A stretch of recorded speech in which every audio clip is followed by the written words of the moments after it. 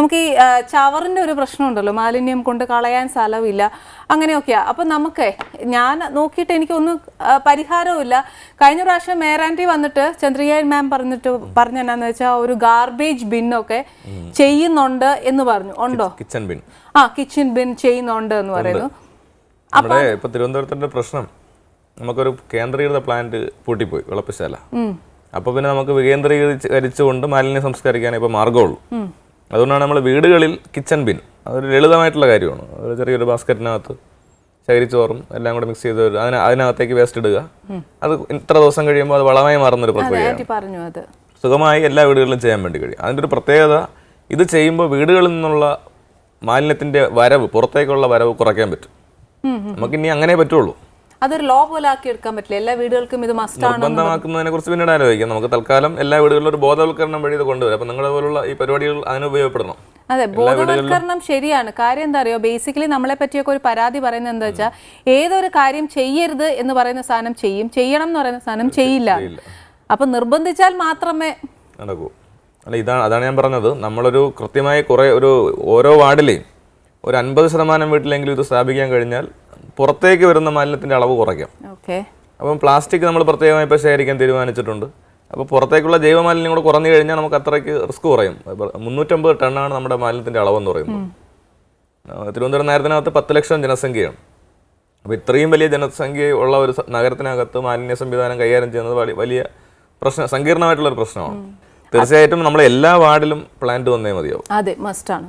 അപ്പൊ അതങ്ങനെ ഡീസെൻട്രലൈസ് ചെയ്ത് പോയാൽ മാത്രമേ ഇതെല്ലാം കൂടെ ഒരിടത്തേക്ക് കൊണ്ടുവരുമ്പോൾ സ്വാഭാവികമായിട്ട് എതിർപ്പുണ്ടാവും. അപ്പൊ ഓരോ വാർഡിലും പ്രത്യേകമായ സ്ഥലം ഇതിനു വേണ്ടി കണ്ടെത്തണം. റെസിഡൻസ് അസോസിയേഷനുകൾ, അവർക്ക് ഇതിനകത്ത് റോൾ എടുക്കാൻ പറ്റും. അപ്പോൾ ഓരോ റെസിഡൻസ് അസോസിയേഷനും നമ്മൾ ഫണ്ട് കൊടുത്ത് ചെറിയ പ്ലാന്റ്, അത് 1 ടൺ വേണ്ട, 25 കിലോ ആയാലും മതി, ചെറിയ ചെറിയ പ്ലാന്റുകൾ, അത് വെച്ച് ആ പ്രദേശത്തെ മാലിന്യം സംസ്കരിക്കാൻ പറ്റും. അതുപോലെ തന്നെ വലിയ വലിയ ഫ്ലാറ്റുകൾ, അവർക്കെല്ലാം തന്നെ സ്വന്തമായി പ്ലാന്റ് ഉണ്ടാക്കണം. അപ്പൊ ആ ഫ്ലാറ്റുകളിൽ നിന്ന് ഉണ്ടാകുന്ന വേസ്റ്റ് മാത്രം അതിനകത്ത് ഡിസ്പോസ് ചെയ്താൽ മതി. പുറത്ത് അവരെടുക്കണ്ട. അതെ, ചെയ്യണ്ട. അല്ലെന്നുണ്ടെങ്കിൽ തന്നെ സർ, ഓരോ വാർഡിലോ ഓരോ കൗൺസിലേഴ്സ് ഉണ്ട്. അപ്പോൾ ഓരോ വാർഡിനും അല്ലെങ്കിൽ റെസിഡൻസ് അസോസിയേഷൻ ഒരു പെർട്ടിക്കുലർ സ്ഥലം എന്നല്ല, ഓരോ വാർഡിന് വേണ്ടിയിട്ട് ഒരു പെർട്ടിക്കുലർ സ്ഥലം വെച്ചൂടെ? ഇതേപോലെ മാലിന്യ പ്ലാന്റുകൾ, അതിന്റെ ഉത്തരവാദിത്വം ഈ കൗൺസിലേഴ്സിനെ ഏൽപ്പിക്കാമല്ലോ. തീർച്ചയായിട്ടും അവർക്ക് കൂടെ ഒരു ഡീസെൻട്രലൈസ് ചെയ്ത് ഉത്തരവാദിത്വം വരുമ്പോൾ സ്വാഭാവികമായിട്ടും കുറെ കൂടെ എഫക്റ്റീവ് ആയിട്ട് നമുക്ക് നീക്കം ചെയ്യാൻ പറ്റും.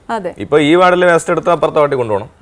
അതാണ് ഇപ്പോഴത്തെ ഒരു മനോഭാവം. അത് വേണ്ട. ഓരോ വാർഡിലും അതിനായിട്ടുള്ള കേന്ദ്രങ്ങൾ ഉണ്ടാക്കണം, സംസ്കരിക്കണം, അതിന്റെ സംവിധാനം ഉണ്ടാക്കണം. നഗരസഭ അതിനാവശ്യമായിട്ടുള്ള സാമ്പത്തിക സഹായം ഉൾപ്പെടെ ചെയ്യാൻ വേണ്ടി തയ്യാറാണ്. അപ്പൊ സർക്കാരുമായി ഞങ്ങൾ അത് ബന്ധപ്പെട്ടിട്ടുണ്ട് സഹായത്തിന് വേണ്ടിയിട്ട്. ഓക്കെ, അത് ബന്ധപ്പെട്ടു, സർക്കാർ സഹായിക്കാം എന്നെല്ലാം ഞങ്ങൾ ആദ്യ വാക്കുകൾ കേൾക്കുന്നതാണ്. പക്ഷേ ഇതൊക്കെ ഒന്ന് പ്രാവർത്തികമാക്കി തരണം. ഭർത്താവ് കഴിക്കാത്തതുകൊണ്ട് ഭാര്യയും കഴിക്കുന്നില്ല, ഞാൻ പറഞ്ഞിട്ട് പോലും. എന്തായാലും ഭർത്താവ് കുറച്ച് കഴിച്ചാൽ ആ കുഞ്ഞും കൂടെ ഒന്ന് കഴിച്ചോളൂ.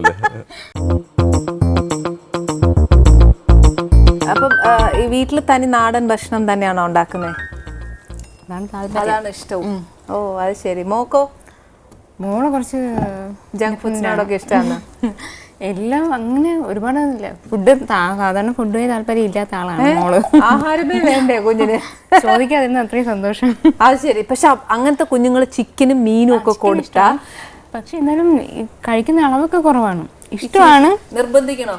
നിർബന്ധമല്ല, ചിലപ്പോ അടിവരെ ആവും അവസാനം. അത് ദേഷ്യം വന്നിട്ടേ കുഞ്ഞെ വെള്ളം കഴിക്കുന്നുണ്ടോ എന്നുള്ള അവസ്ഥയിലെത്തിയിട്ടുണ്ട്. കാരണം കണ്ട് 2 മണിക്കൂർ എന്നൊക്കെ പറയുമ്പോ കൊണ്ടുവച്ചു. എന്റെ മൂത്ത മോനും ഇത് തന്നെയായിരുന്നു കേട്ടോ. അപ്പൊ ആ പ്രയാസം എനിക്ക് പറഞ്ഞാൽ നല്ലതായിട്ട് മനസ്സിലാവും. എന്റെയൊക്കെ ക്ഷേമം നശിച്ചിട്ടുണ്ട്. വീട്ടിൽ നിൽക്കുന്ന ദിവസം 3 വരെ എനിക്ക് അതിന് അത് തന്നെ രാവിലെ തൊട്ട് വൈകിട്ട് വരെ ജോലി. അതിന് വേണ്ടിയിട്ടാണ്. രാവിലത്തെ കഴിച്ച് കഴിയുമ്പോൾ അടുത്ത ഉച്ചയ്ക്ക് ഉള്ളതാവും. വർക്ക് ചെയ്യുന്നുണ്ടോ മോളെ? ഇല്ല, ഹൗസ് വൈഫാണ്.